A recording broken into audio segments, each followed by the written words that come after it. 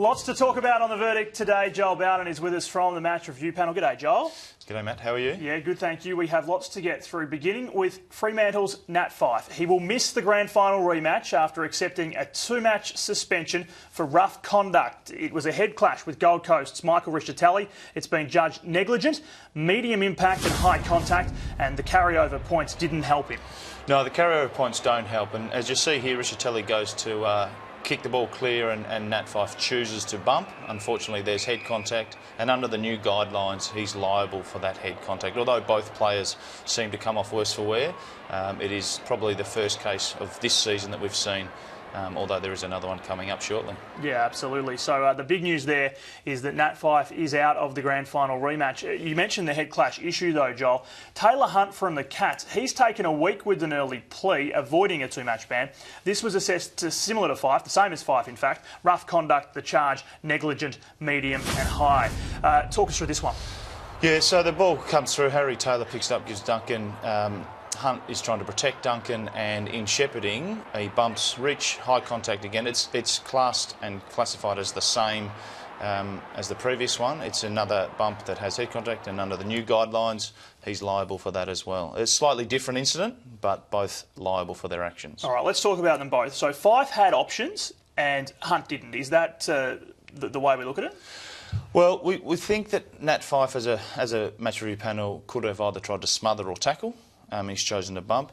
Now, Hunt could have perhaps put his arms out to try and shepherd and impede the play. We're not saying you can't bump to shepherd, but if you do choose to bump, you need to be cognisant of what's going on and understanding that head contact you will be liable for that. Yeah. So you're saying that Hunt did have other options, perhaps not as clear as Fyfe? Well, we're not saying he can't shepherd with a bump. We're just saying that he needs to take responsibility for those actions. And look, if we look at the guidelines, it's in the interest of player safety is the reason behind this new rule and the change to this year. All right, another blow for Fremantle too. Zach Dawson accepting a week for tripping. This one's been graded reckless, low and body contact. And as I say, he's accepted a 1 week ban. Yeah, it's a strange one here. We looked at this over and over again, not exactly understanding what happened. We see Zach trying to block him, but he then puts his leg out and trips Matera over, which was classed as not a really good action. We don't want to see that in the game. Unfortunately, he's going to miss the replay as well. Yeah, and also had priors as well there. That's the system as it is, where you have carryover points, so both Fyfe and Zach are going to miss an extra game in some respects. As we saw with Hunt, he came down from 2 to 1, whereas Nat Fyfe had to stay at 2 and Zach Dawson's at 1. All right, next up is an incident between Jake King and Jarrad Waite. We're going to look at both of these separately though, even though it was the same incident. We start with Jake King, and he has accepted this $900 fine for misconduct. Yeah, and it's a general misconduct charge, so he will receive a fine. It's just an action that the panel deemed inappropriate, and we don't want to see that. If someone is lying on your legs, don't push out. All right, it's that simple, according to Joel Bowden. What about Jarrad Waite? We're going to look at him. We're going to look at the vision over again now if we can. First of all, just the details. A reprimand for staging for Jarrad Waite here, but let's have a look at the vision again. And this time, for you at home, and for you, Joel, let's look at Jarrad Waite's action.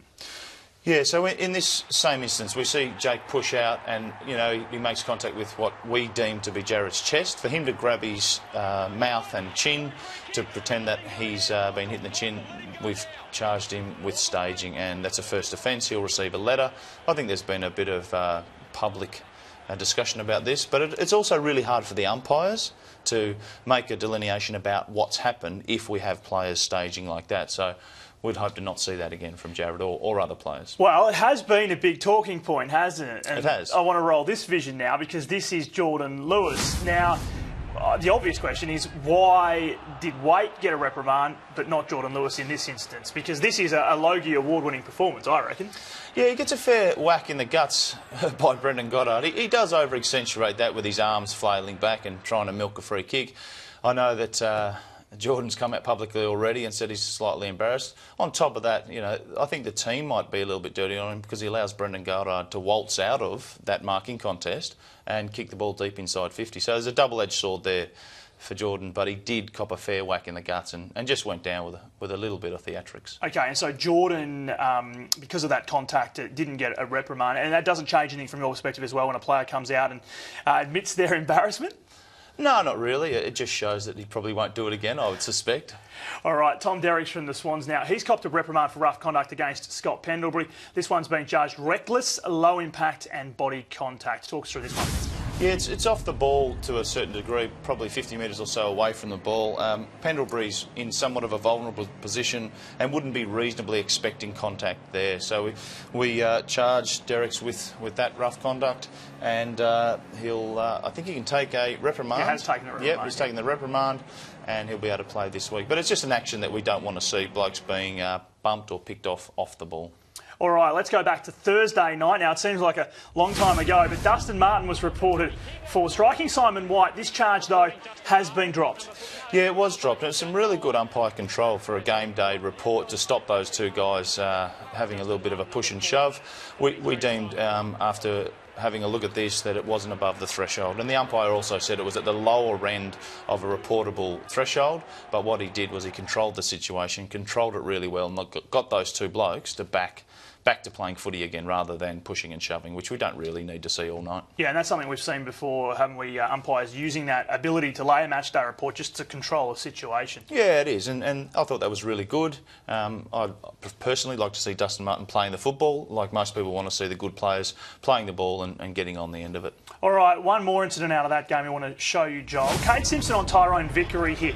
I guess the question is, why wasn't Simpson cited for this high contact, knowing that we've been talking so much about protecting the head? Yeah, we are, and the head needs to be protected.